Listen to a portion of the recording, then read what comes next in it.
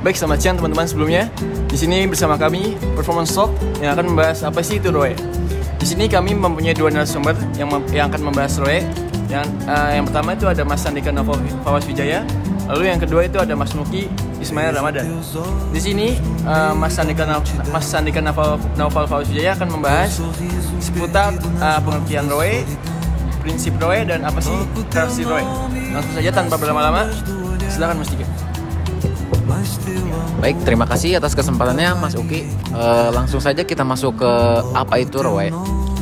ROE ini adalah strategi manajemen sumber daya manusia yang diciptakan oleh Jody Thompson dan Carl Risler. ROE ini adalah Result Only Work Environment, Mas Uki. Yakni sebuah model atau konsep kerja di mana kinerja karyawan dievaluasi semata-mata berdasarkan hasil atau output pekerjaannya yang mereka capai. Nah, bukan pada jumlah jam kerja atau kehadiran fisik di kantor, tapi karyawan diberikan kebebasan penuh untuk menentukan kapan, di mana, dan bagaimana mereka selama mereka memenuhi target sesuai kesepakatan yang diambil oleh perusahaan atau karyawannya sendiri, Mas Uki.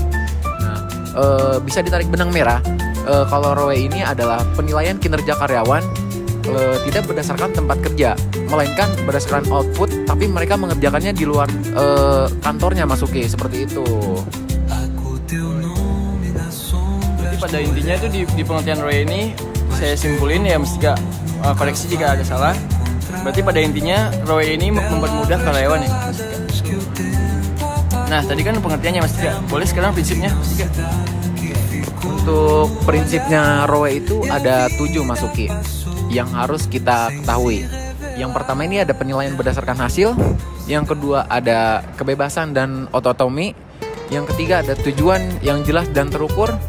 Lalu ada komunikasi dan transparansi, lalu akuntabilitas, budaya kepercayaan, yang terakhir ada fleksibilitas yang seimbang. Seperti itu, Mas Uki. Cukup jelas ya tadi yang disampaikan oleh Mas Dika terkait prinsip-prinsip ROE itu sendiri. Mungkin terkait tadi kan sudah pengertian prinsip, boleh untuk apa sih itu karakteristik ROE itu? Karakteristik model ROE ini yang pertama ada fokus pada hasil, bukan waktu atau lokasi kerja, Mas Uki.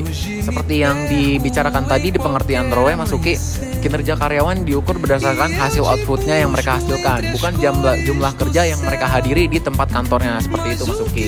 Jadi karyawan memiliki kebebasan penuh dalam memilih kapan, di mana, dan bagaimana mereka mengerjakan pekerjaannya itu sendiri, asalkan dengan noted pekerjaan mereka itu selesai, Mas Uki. Seperti itu, teman-teman.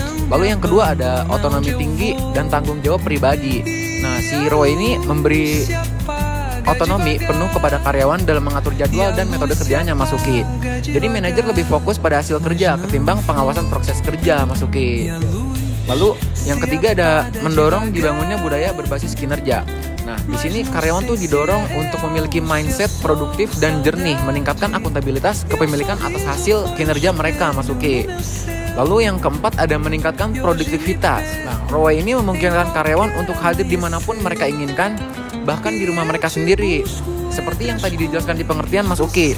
Nah, dalam kasus ini tuh hal ini memungkinkan karyawan untuk menyimbangkan konsep kerja, kehidupan mereka, dan lebih sedikit waktu atau perjalanan di kantor yang kaku.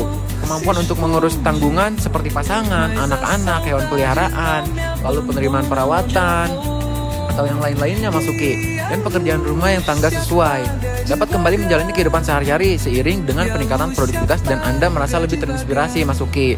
Jadi bisa ditarik kesimpulan untuk karakteristik ROE ini di poin meningkatkan produktivitas. Jadi karyawan ini sekali lagi bisa mengerjakan pekerjaannya secara fleksibilitas, betul, Mas Uki. Lalu yang kelima ada dorong work-life balance dan fleksibilitas. Nah, karyawan ini meraih keseimbangan antara pekerja dan kehidupan pribadi lebih sedikit stres gitu, Mas Uki. Kenapa lebih sedikit stres? Karena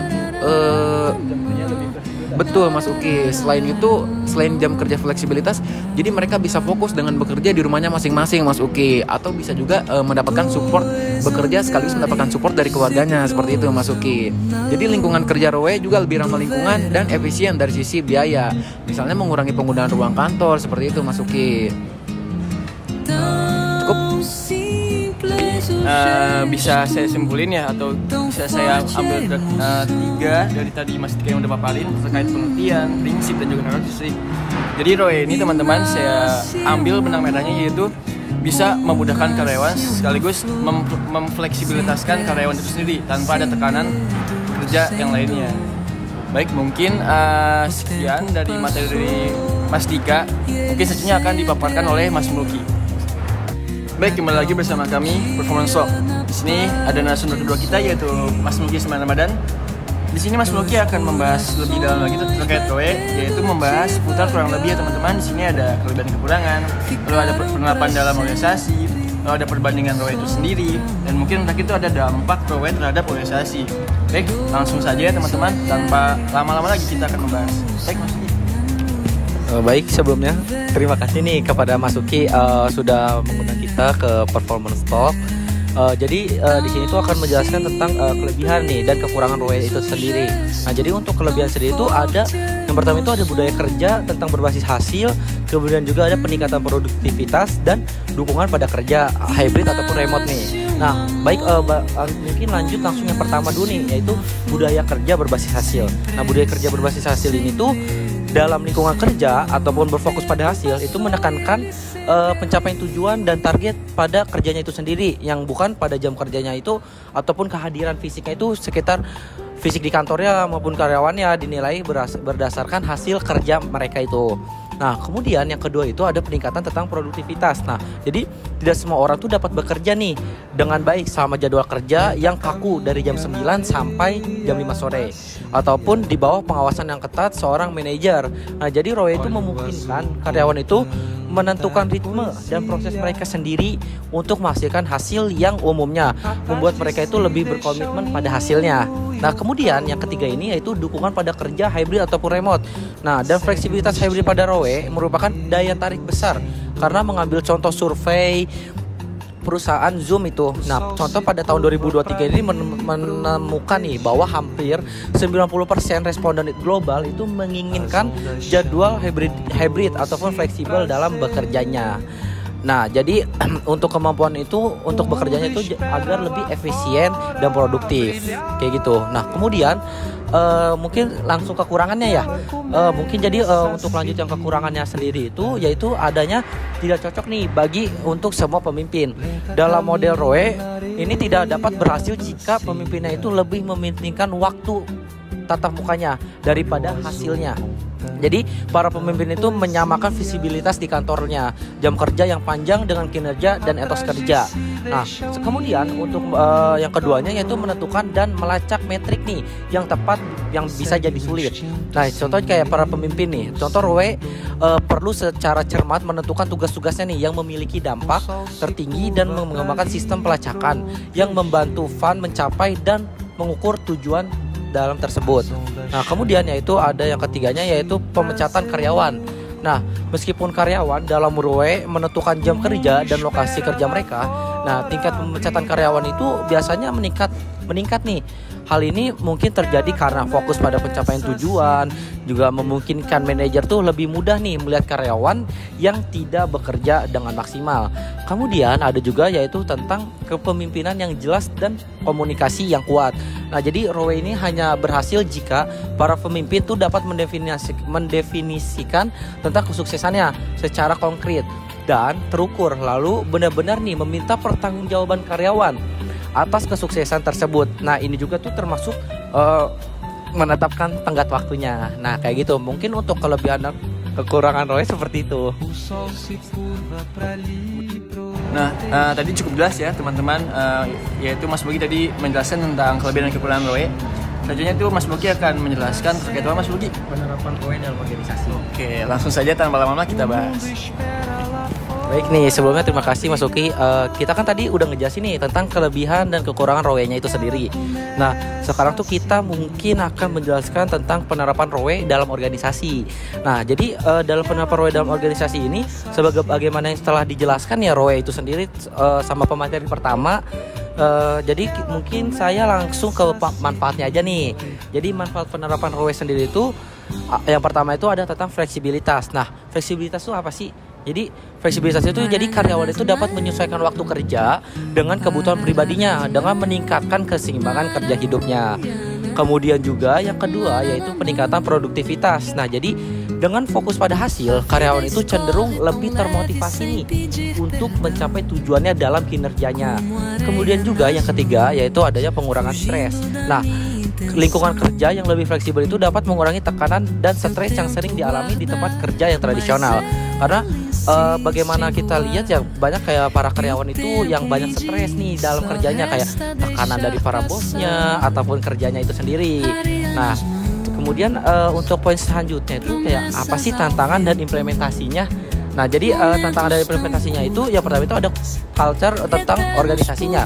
Jadi perubahan dari budaya kerja tradisional Rowe itu memerlukan perubahan mindset di semua level organisasi. Itu mungkin singkatnya. Nah, kemudian yang kedua yaitu ada pengukuran kinerja, yang dimana itu memerlukan sistem yang efektif untuk mengukur hasil kerja secara objektif. Nah, jadi kan kita udah menjelaskan nih Masuki ya tentang manfaat penerapan Rowe dan tantangan dan implementasinya. Nah, agar memudahkan nih para teman-teman performance talk, maksud dari Rowe itu apa? Mungkin saya akan mencontohkan nih tentang contoh penerapannya. Mungkin kita bisa ambil contoh di perusahaan Best Buy. Nah, jadi Best Buy ini tuh adalah perusahaan yang paling terkenal yang dalam menerapkan Rowe-nya, yaitu sejak 2005 hingga 2013 di kantor pusatnya. Yang bagaimana dari 2005 sampai 2013 ini cukup lama sekali ya Masuki ya. Jadi di kantor pusatnya itu karyawan tuh diizinkan bekerja kapan dan di mana saja selama hasilnya terpenuhi. Jadi boleh nih kinerjanya tuh hybrid di rumah asalkan dalam kerjanya itu tuh bisa capai target ataupun sesuai dengan kebutuhan yang perusahaan inginkan gitu Masuki. Nah, jadi hasilnya itu tuh jadi tingkatnya tuh turnover menurunkan drastis hingga yang dari 0% dalam 3 bulan awal produktivitasnya tuh naik sekitar 35 sampai 41% dan kepuasan kerjanya untuk meningkatkan yang signifikan. Nah, mungkin manfaat dari Rowe itu sangat berdampak sekali nih di perusahaan, apalagi ke karyawan-karyawannya gitu Masuki.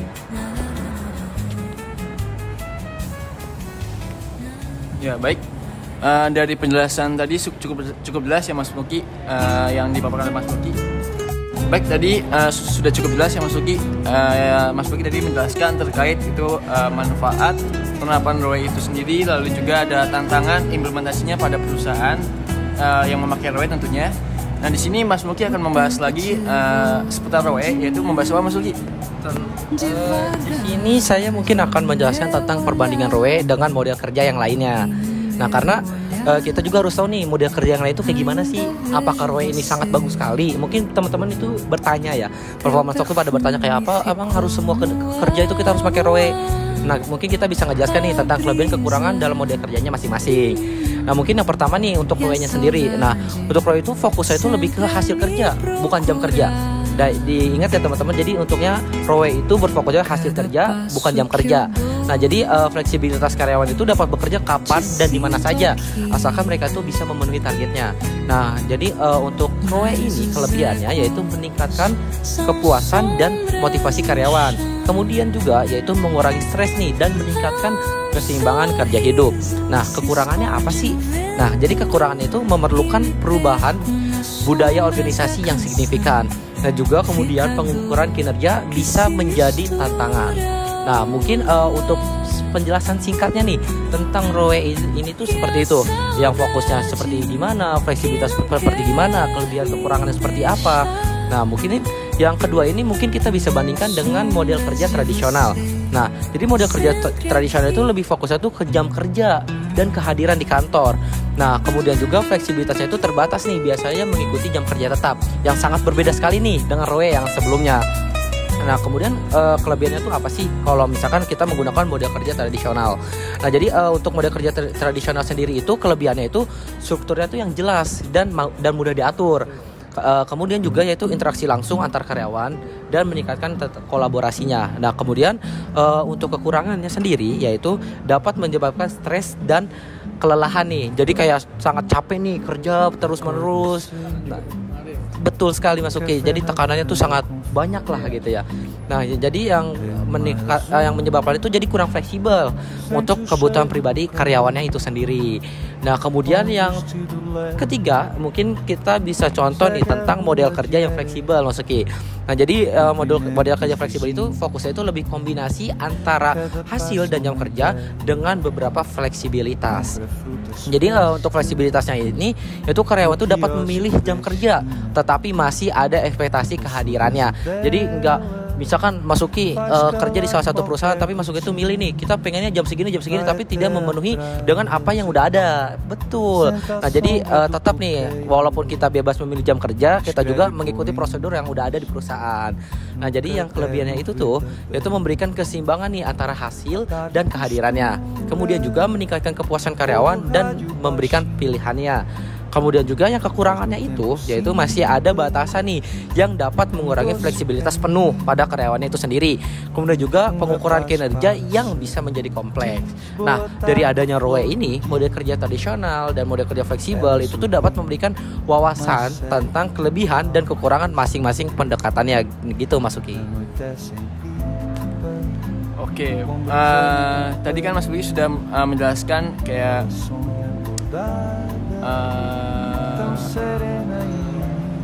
Perbandingan. Betul. Tadi Mas Uki sudah menjelaskan tentang perbandingan ROE itu sendiri. Nah, mungkin di sini Mas Uki akan membahas dampaknya. Yang dimana tadi sudah jelas, yaitu Mas Uki sudah menjelaskan sangat rinci dan detail yang terkait membahas perbandingan ROE itu sendiri. Di sini Mas Uki akan membahas suatu materi terakhir, atau bukan materi sih sebutnya, atau akan memaparkan dampak ROE itu terhadap organisasi. Langsung saja Mas Uki. Jadi bagaimana yang sudah disebutkan juga nih oleh Mas Uki tentang dampak ROE terhadap karyawan dan organisasi. Nah, bagaimana sih dampaknya? Kita kan tadi udah menjelaskan ya Mas Uki ya tentang panjang lebar ROE itu kayak gini. Nah, terus dampaknya apa sih buat karyawan dan organisasi? Mungkin para teman-teman performance talk nih pada menanyakan gitu.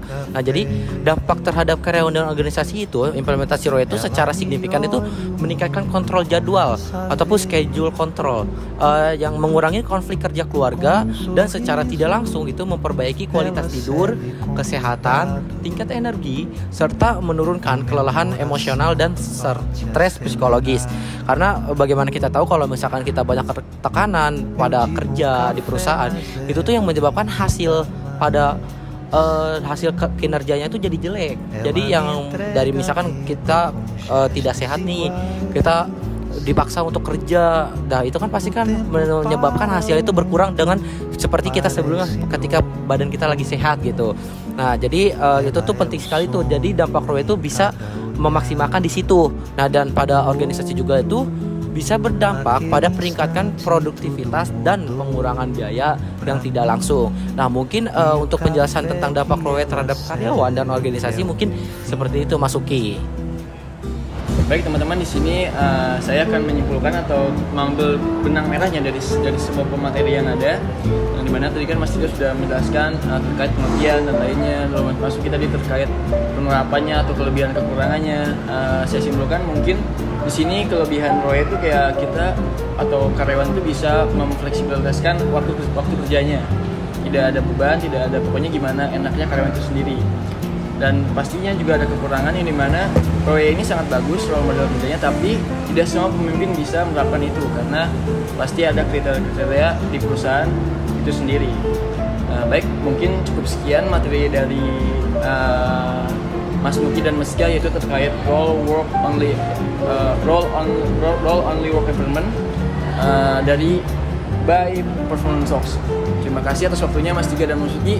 Sekian saya akhiri untuk mewakilkan dari kedua tersebut. Terima kasih dan sampai jumpa.